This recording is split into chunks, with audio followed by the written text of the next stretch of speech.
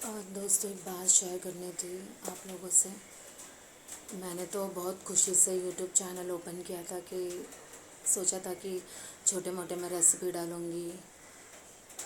मतलब व्यू तो चलो आना नहीं आना वो डिपेंड है। बहुत खुश थी मैं। और लास्ट मंथ मैंने गाँव हम लोग गए थे, पापा हमें गाँव लेके गए थे, वो भी मैंने फ़ोटो सब डाले थे, वीडियो डाले थे। तो पापा ने ऐसे ही बोला कि इच्छा हो रही है कि गाँव जाना है, कुल देवी के दर्शन करके आते हैं करके। तो मैं और मेरी सिस्टर, बड़ी सिस्टर, उन्होंने भी बोला कि ठीक है हम जाते हैं पापा, गाँव जाते हैं। तो हम लोग पापा को गाँव लेके गए, मेरे वीडियोस भी है उसके। और हम लोग मस्त इन्जॉय किया वहाँ पे। पापा सब अपने रिलेटिव्स से मिले, भाइयों से मिले। और इतना नहीं पता था दोस्तों कि मतलब ये जो गांव की ट्रिप रहेगी वो उनकी लास्ट ट्रिप रहेगी हमारे साथ। मतलब जैसे ही पापा ने बोला ना कि पूर्णिमा मुझे गांव जाना है, इच्छा हो रही है गांव जाने की, हम लोग ने वेट नहीं किया, हम लोग तुरंत उनको गांव लेके गए कि चलो मेरे पापा की इच्छा हो रही है तो जाते गांव जाते। उनको अपने गांव से बहुत लगाव है, जहाँ पे उनका बर्थ प्लेस है वो। तो ऑब्वियसली उन्होंने बोला। और कोरोना के बाद पापा गांव नहीं गए थे, तो हम लोग ने सोचा चलो जाके आते हैं। तो मैं और मेरी सिस्टर, हमें पापा हमारी कार से लेके गए थे वहाँ पे। पापा बहुत अच्छे थे, हेल्थ ऐसे तो कोई प्रॉब्लम नहीं था, लेकिन 6 मंथ से ना पापा चल नहीं पा रहे थे ज़रा भी। और उनको घर बैठना ज़रा भी पसंद नहीं था। मतलब वो बैठ ही नहीं सकते थे। ऑफिस का काम, ऑफिस में जाना है, ऑफिस जाना है। उनका खुद का रियल इस्टेट का ऑफिस था, तो वो ऑफिस जाते ही थे, कभी घर में नहीं बैठते थे। और फिर 6 मंथ तक वो घर पे ही थे, नहीं ट्रैवल कर पाते थे, कार से ही ट्रैवल करते थे कहीं पे जाना होता था तो। और हम आए गाँव से अच्छी तरीके से। 1 मंथ हुआ रहेगा, हम लोग इलेक्शन के नेक्स्ट डे हम लोग गए थे गाँव। और उनको, पापा को हार्ट अटैक आ गया। मतलब विश्वास नहीं कर सकते कि पापा को हार्ट अटैक आ गया। मतलब उनको इतना जीने का ये था कि मुझे जीना है, मुझे बहुत सारी चीज़ें करनी है, मेरे बच्चों को सेट करना है। और 19 जून को पापा हार्ट अटैक में उनको हार्ट अटैक आया, तो वो गिर गए। और उधर ही वो, मतलब डॉक्टर को बुलाया हम लोग ने, लेकिन नहीं पापा बच सके मेरे। एक सहारा था हमारा। बहुत सपोर्टिव थे पापा, बहुत ज़्यादा केयरिंग, सपोर्टिव, बहुत ज़्यादा। उनकी कमी कोई नहीं पूरी कर सकता है। मॉम डैड ऐसे होते हैं ना कि मतलब सेल्फलेस प्यार होता है उनका।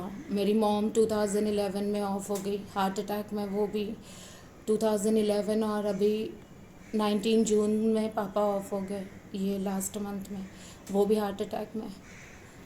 दोस्तों, जो इस फेज़ से गुज़रा है ना, जिन जिन जो मैं आज जिस फेज़ से गुज़री हूँ, मेरे पापा नहीं है, वही इंसान समझ सकता है कि माँ बाप का जाना क्या होता है।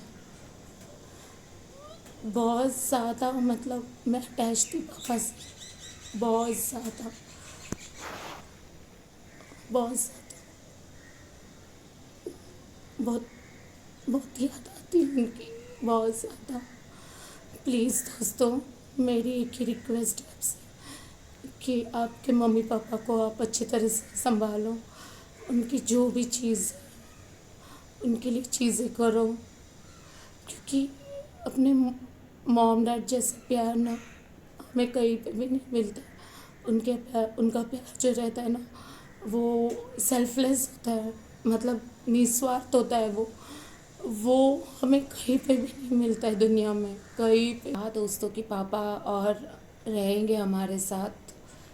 74 एज था उनका, बाईपास सर्जरी हो गई थी पापा की।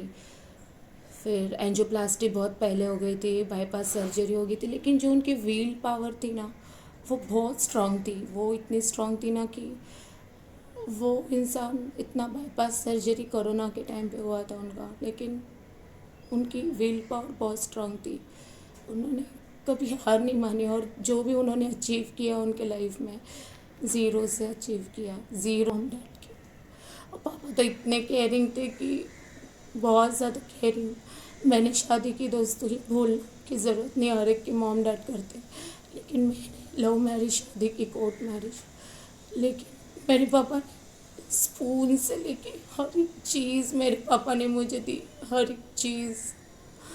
कि वो ऐसे बोलते थे कि मैंने तेरी शादी में खर्चा नहीं किया है पूर्णिमा, तो मेरी तरफ से तेरे लिए ये सब गिफ्ट, हर एक चीज़ उन्होंने मेरे लिए की। लगी रहता उनका प्यार, कहीं पे भी नहीं मिलता। फिर बाद में बहुत तरसते हैं उस प्यार को, याद तो बहुत आती है, लेकिन रियलिटी एक्सेप्ट करनी पड़ती है कि अब दोस्त एक ही बोलना है कि जितना हो सके मॉम डैड के लिए करो आप लोग। मतलब मुझे कहीं पे वो चीज़ का रिग्रेट है कि मुझे करने के लिए नहीं मिला। मेरे पापा के लिए मुझे बहुत सारी चीज़ें करनी थी, लेकिन मैं कर नहीं पाई। बहुत सोचा था कि ये करूँगी वो करूँगी, लेकिन नहीं हो पाया मेरे से।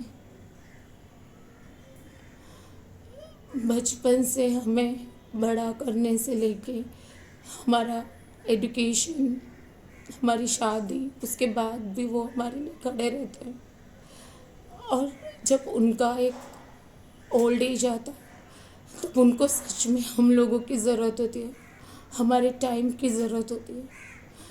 प्लीज़ दोस्तों, जितना हो सके अपने मॉम डैड को टाइम दो। उन्हें और कुछ नहीं चाहिए होता, उनको बस हमारा टाइम चाहिए होता, हमारा अटेंशन चाहिए होता। वो इसे शेयर करनी थी दोस्तों, एक यही चीज़ शेयर करनी थी दोस्तों, और कुछ नहीं। बहुत खाली खाली, क्योंकि मैं मेरा ऑफिस का काम घर से ही मैं करती थी, काम वर्क फ्रॉम होम, तो मैं तुरंत पापा के पास जाती थी फिर लॉग आउट करके। वो एक आदत हो गई थी कि पापा के पास जाना है, पापा के पास ये चीज़ नहीं है वो देनी, एक रूटीन बन गया था। लेकिन अभी बहुत याद आती है पापा की, लेकिन अभी ये एक्सेप्ट करना है कि वो मॉम डैड कहीं पे नहीं जाते हैं, वो अपने बच्चों के साथ हमेशा रहते हैं, हमेशा, वो कहीं नहीं जाते, वो है। और उन्होंने जो चीज़ हमें सिखाई, जो उन्होंने लाइफ में अपने अचीव किया है, उसी तरह से हमें भी बच्चों को फोकस करना है, आगे बढ़ना है, पॉजिटिव रहना है।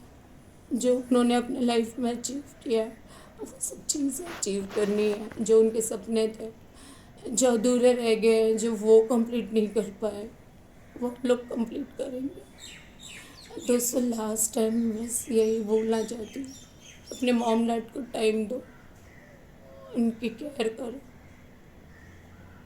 हर एक को इस फेस से जाना पड़ता है, लेकिन बहुत त्रास होता है, पीड़ा है, बहुत नहीं होता है।